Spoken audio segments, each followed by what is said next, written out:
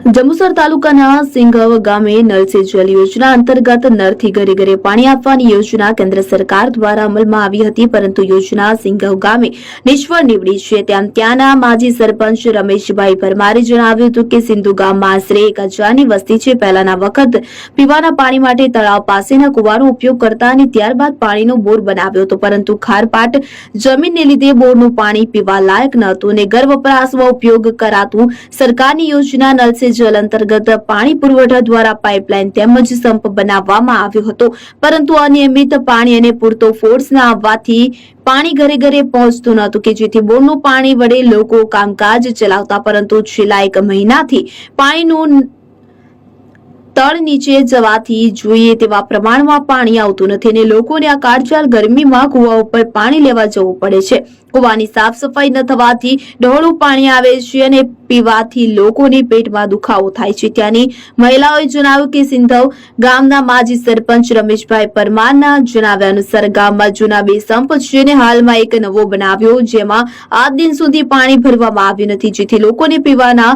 શુદ્ધ પાણીની ભારે તકલીફ રહે છે. ગામ તળાવમાં છેલ્લા 2 મહિનાથી પાણી ન હોવાથી પશુઓ પણ તરસી રહે છે. તળાવ પાસે મહિલાઓ માટે કપડાં ધોવા, વાસણ માંજવા માટે ઓવારો બનાવ્યો છે. પાણીની ટાંકી તેમજ નળની સુવિધા હોવા છતાં પાણી ન હોવાથી મહિલાઓની ભારે તકલીફ પડે છે. માજી સરપંચના જણાવ્યા અનુસાર તેમને જંબુસરના ધારાસભ્ય તેમજ પાણી પુરવઠામાં વારંવાર રજૂઆત કરવામાં આવી, પરંતુ સમસ્યાનું કોઈ નિરાકરણ આવતું નથી. આખરી ગરમીમાં પણ લોકો કુવામાંથી પાણી ખેંચીને પીવા મજબૂર છે.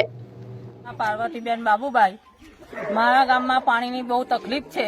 કુવામાં પાણી ગંદુ છે. અમારા લોકોને ગંદુ પાણી પીવું પડે છે. બાજુમાં તળાવને ઓવાળો છે, તળાવમાં પાણી નથી, ઓવાળામાં પાણી નથી ને ચકલીઓ બેહાડેલી છે, પણ ચકલીઓ પાણી આવતું નથી. અમારે કપડાં ધોવાની પણ તકલીફ પડે છે અને ગંદુ પાણી પીવું પડે છે. ગંદુ પાણી પીવાથી પેટમાં બીમારી દરેકને ચાલુ થયેલી છે. બોલો.